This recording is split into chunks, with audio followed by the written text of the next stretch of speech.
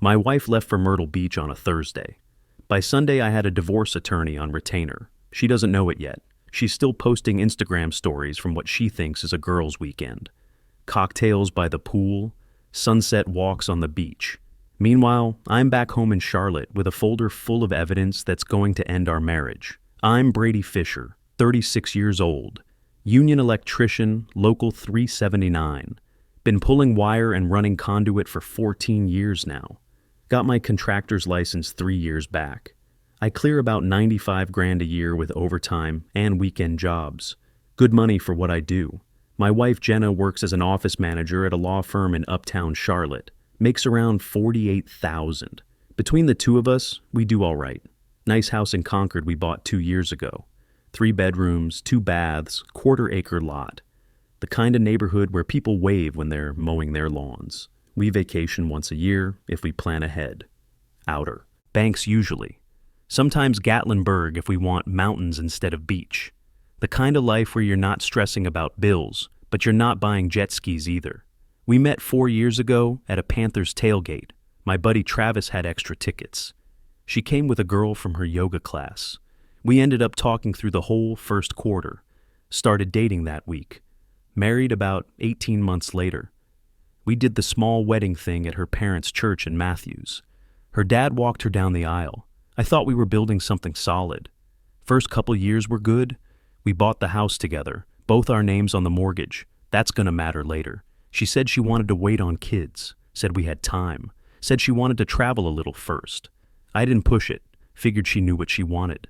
Looking back, there were signs I missed. She never wanted to talk about the future beyond next month's vacation or next year's bonus. I would bring up stuff like where we'd be in 10 years, maybe starting a family, saving for retirement. She would get this look, change the subject, start talking about work drama or some show she was watching. I thought she was just living in the moment. Turns out she wasn't planning a future with me at all. She was waiting for something better to come along. The girls' trip started in year 2. Her college friends from App State. Once a year at first. Long weekend in Asheville. I didn't think nothing of it. Everyone needs time with their people. But once a year turned into twice. Then 3 times. Then there was always something. Wine tour in the mountains. Beach house rental at Folly. Bachelorette party for some girl I'd never heard of. I added it up once. She was gone at least 6 weeks a year. I said something about it. She got defensive. Called me controlling. Said her friends' husbands didn't have a problem with it. Said I should trust her. So I backed off. Here's what I didn't know. About 6 months into our marriage, Jenna met somebody. She was at some office management conference in Raleigh. Continuing education thing, she said. Met him at the hotel bar after the sessions. His name was Cole Andrews. Regional sales director for some medical equipment company. 44 years old. Made around $220 a year plus bonuses. Married with twin boys back in Greensboro. None of that stopped either of them. They started texting, then calling, then meeting up whenever they could. He traveled constantly for work, different cities every week. She would tell me she was going somewhere with the girls. Then she would drive to wherever he was. Asheville, Myrtle Beach, sometimes Atlanta. And I would be home thinking my wife was having drinks with her sorority sisters. For almost 2.5 years, every girl's trip was a cover. She would tell her friends she couldn't make it, tell me she was going with them. They had it all worked out. I was paying for her gas to go sleep, with another man, but I had no clue. This trip was supposed to be Myrtle Beach, 4 days, her college crew. She asked me for $1,500 for her share of the beach house rental. I didn't question it. Kissed her goodbye Thursday morning. Told her to drive safe. She said she'd text when she got there. Said she loved me. All lies. By Thursday night, something felt off. I hadn't heard from her since she left. Around 11, I got a text. Service is spotty here. Having fun. Love you. That was it. Something about it didn't sit right, but I let it go. Figured beach service was always hit or miss. Friday. I'm at a job site in Huntersville, running 220 for a new HVAC unit. My phone buzzes during lunch. Text from Travis. Thought your wife was with you this weekend? Attached was a picture from his girlfriend's Instagram story. 4 women with drinks on a restaurant deck. Ocean in the background. I recognized all of them. Jenna's whole college crew. But my wife wasn't in the picture. I looked twice, checked every face. She wasn't there. The location tag said Myrtle Beach. Her friends were at the beach without her. I called Travis back, asked him what was up with the picture. He said his girl Ashley was confused too, said she thought all 5 of them were supposed to be there together. But when she asked Brooke about it, Brooke said Jenna had to cancel last minute. Something came up with work, but Jenna told me she was going with them, and she told them she wasn't coming at all. She lied to everybody, which meant she was somewhere she didn't want anyone knowing about. I pulled up our joint credit card account on my phone. Chase Sapphire we both use for everything. No charges in Myrtle Beach, nothing at any beach house rental. But there was a charge from that morning. Harrah's Cherokee Casino Resort, $368, posted at 10:15 a.m. While I was pulling wire in some stranger's attic, my wife was charging breakfast at a casino 4 hours west. I called the resort, said I was trying to reach a guest, gave them her name. They said they couldn't confirm whether anyone by that name was staying there. Privacy policy. I tried her maiden name, same answer. But that told me something. If she wasn't there at all, they'd just say no guest by that name. The fact that they wouldn't confirm or deny meant she was probably there. I thanked them and hung up. I sat in my truck for 10 minutes. Engine running, AC on, thinking. Part of me wanted to pretend I never saw any of this. Just go back to work. Let her come home Sunday. Never bring it up. Some guys do that. They'd rather live with the lie than deal with the truth. I'm not that guy. Never have been. I told my foreman I had a family emergency. He didn't ask questions, could probably see it on my face. Got in my truck. Cherokee's about 3.5 hours from Charlotte. I made it in 3. Didn't stop except for gas. Just drove and thought about what I was going to find. When I got to the casino, I parked and walked into the lobby, went straight to the sports bar where I could see the elevators and the main entrance. Ordered a beer I didn't touch, and I waited. About an hour later, I saw her. She came out of the elevator with some guy, tall, gray at the temples, expensive polo shirt.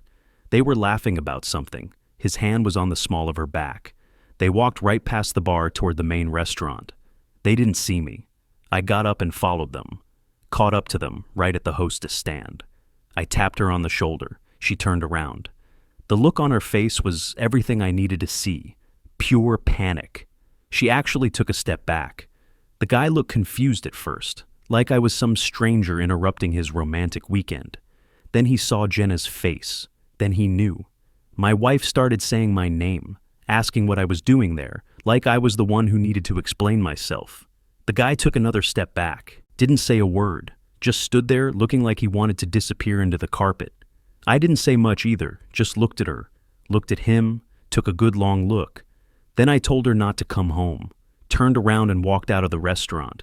She chased me through the lobby, calling my name, saying it wasn't what it looked like. Her and some married man about to have dinner at a casino resort 4 hours from home. But sure, it wasn't what it looked like. I kept walking, got in my truck and drove home. 3.5 hours, alone, no music, didn't call nobody.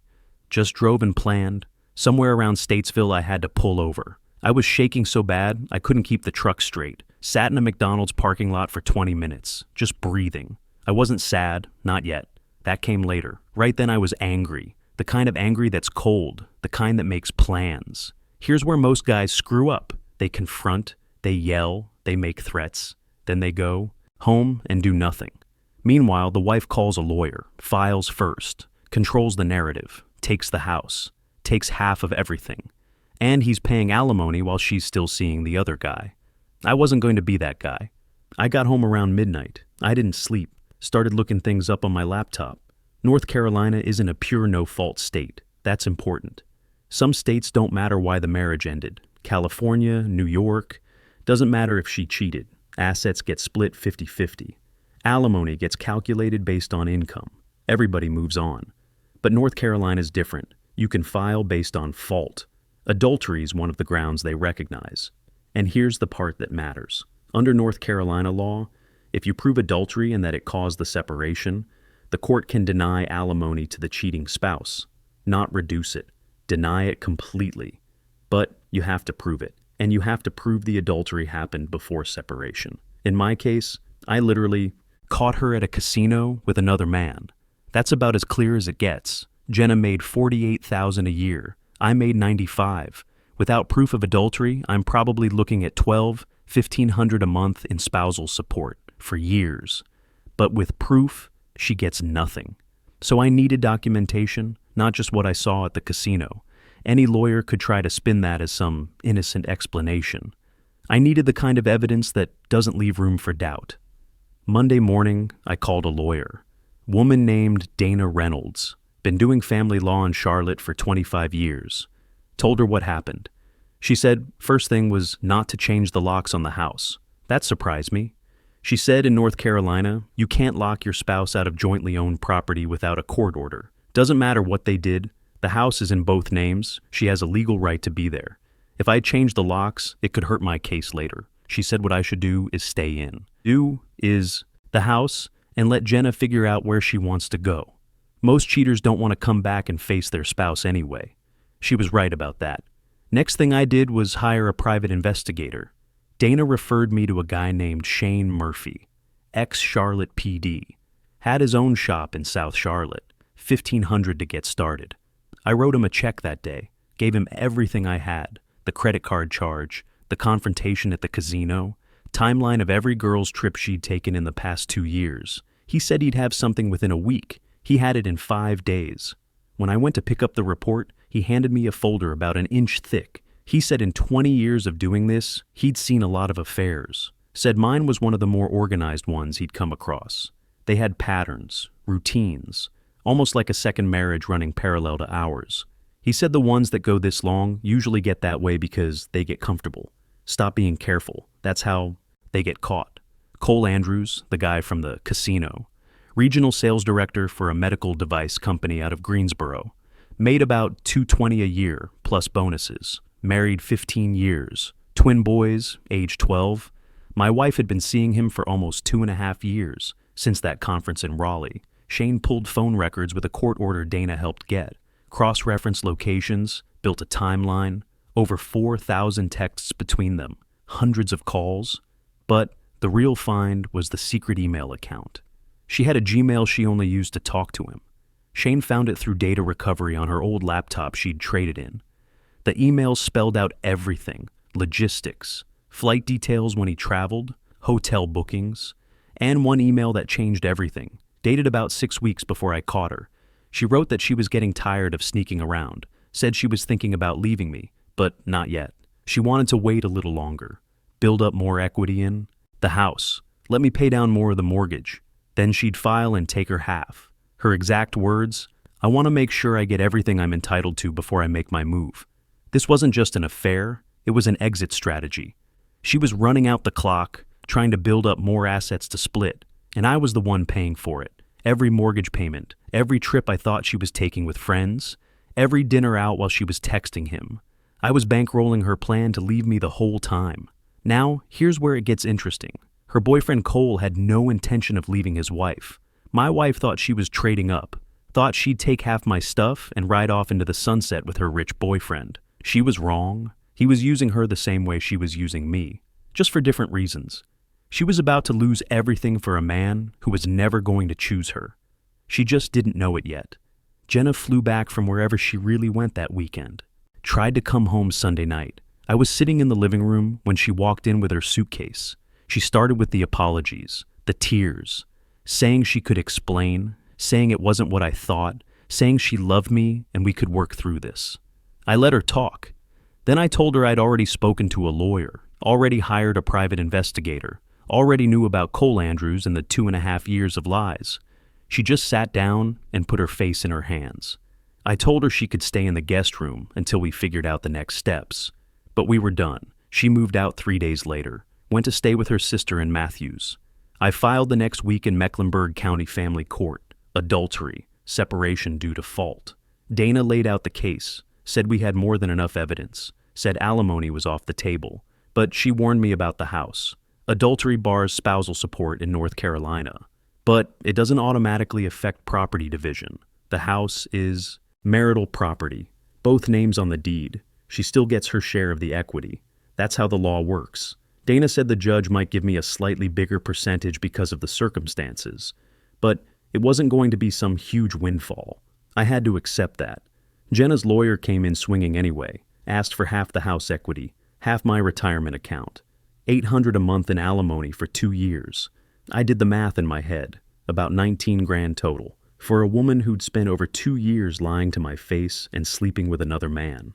Dana didn't argue, just opened the folder, put the evidence on the table, casino receipts from multiple weekends, phone records showing thousands of texts and calls, the emails, including the one about building up equity before making her move.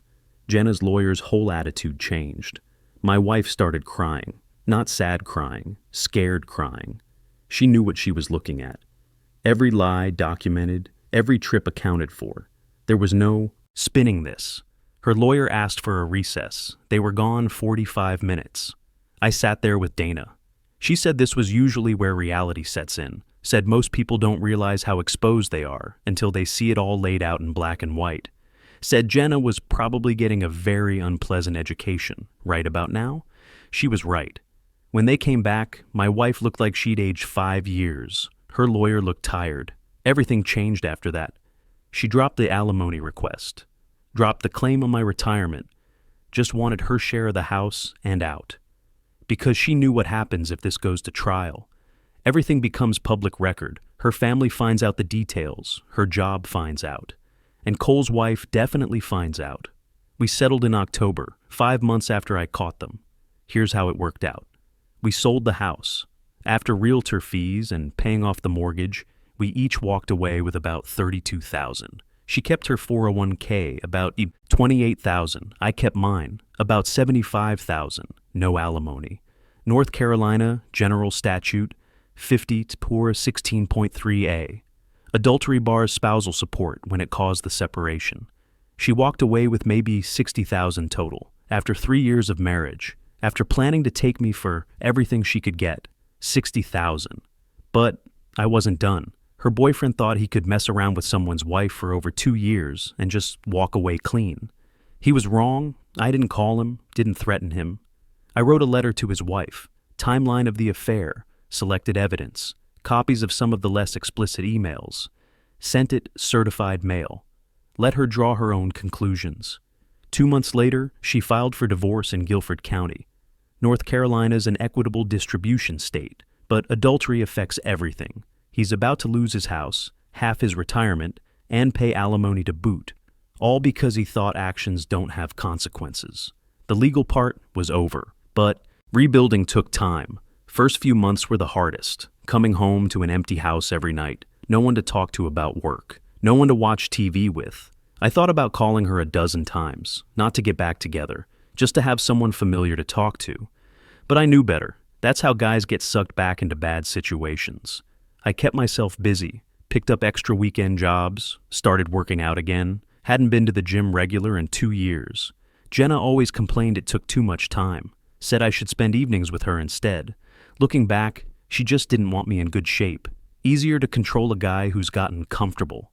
I started hitting the weights hard, lost 20 pounds, built muscle I hadn't had since my 20s, joined a softball league through the union.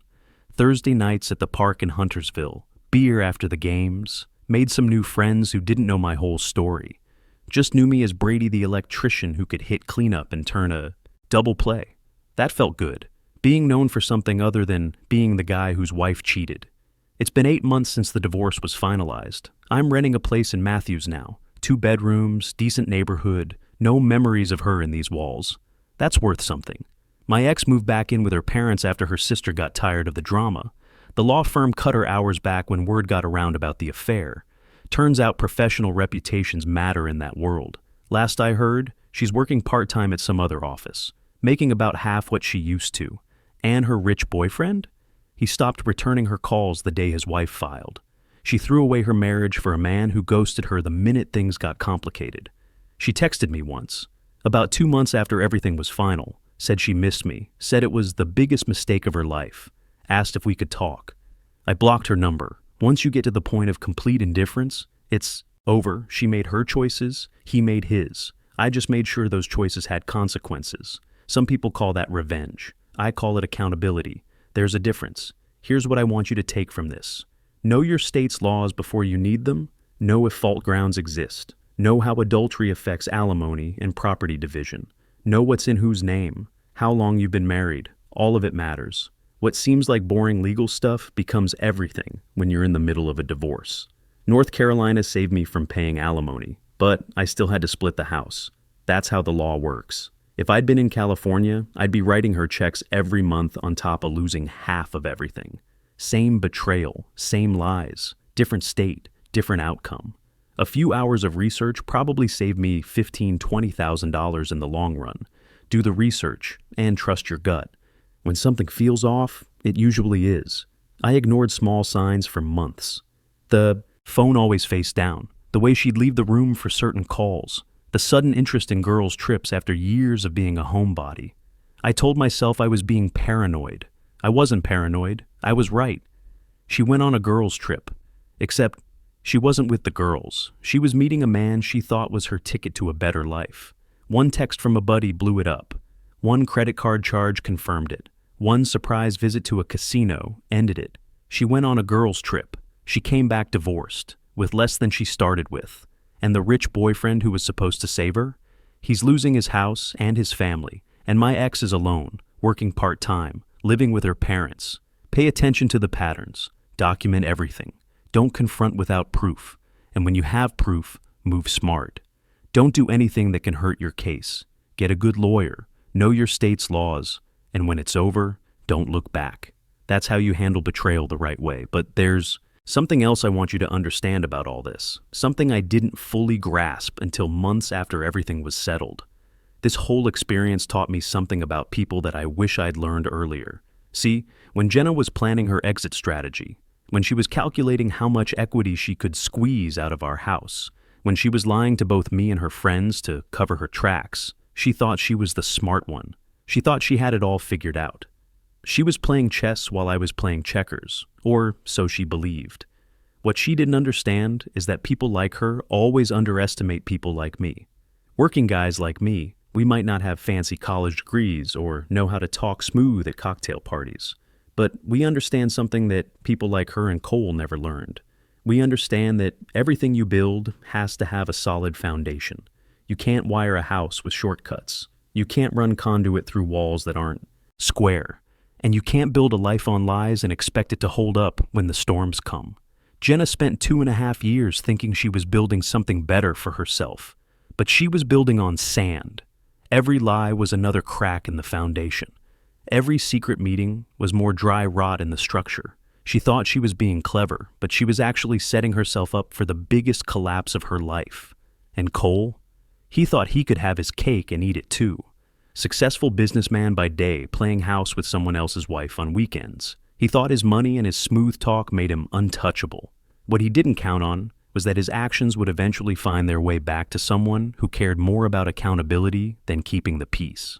That's the thing about consequences. They don't care about your title or your bank account or how clever you think you are. They just care about what you did. And both of them did plenty. I'm not gonna pretend this whole thing didn't change me. It did. I'm more careful now, more aware of red flags, more willing to trust my gut when something doesn't feel right. But I'm also more confident, more sure of who I am and what I'm worth. I spent 3 years with someone who was constantly looking for something better, and that does something to your self-esteem. Makes you wonder what's wrong with you. Now I know there wasn't nothing wrong with me. I was just married to someone who was never going to be satisfied with what we had because she wasn't capable of appreciating it. Some people are like that, always looking over the fence at the neighbor's grass, never realizing that if you don't water your own lawn, it's going to die no matter how green everything else looks. I water my own lawn now, literally and figuratively. I take care of my house, my health, my friendships, my work. I don't wait for someone else to make me happy or give my life meaning. That's not their job, that's mine. And I'm pretty good at it when I put my mind to it. The funny thing is, I'm happier now than I was in the last year of my marriage. Even with all the upheaval, even with starting over at 36, even with having to rebuild everything from scratch. Because everything I'm building now is built on solid ground. No lies, no deception, no wondering if the person sleeping next to me is planning their exit strategy. There's peace in that, real peace. The kind you can't get when you're living with someone who's already got one foot out the door. I sleep better now. Work better. Hell, Even my softball game has improved since I stopped carrying around all that stress and suspicion. So, here's my final piece of advice for any guy who might be where I was 8 months ago. If your gut's telling you something's wrong, listen to it. Don't make excuses for behavior that doesn't make sense. Don't convince yourself you're being paranoid when you're actually being observant. And don't stay in a situation that's slowly killing your spirit just because you're afraid of what you might find if you dig deeper. Because here's the truth, nobody wants to tell you. Sometimes digging deeper is exactly what saves your life. Sometimes finding out the worst thing you can imagine is actually the first step toward finding something better than you ever thought possible. The truth might hurt like hell in the moment, but lies will kill you slowly over years. Take it from a guy who knows. She went on a girls' trip and came back divorced. And that turned out to be the best thing that ever happened to both of us. She just doesn't know it yet. Trust your instincts. They're usually right. And when they are, act on them. Because the life you save might be your own.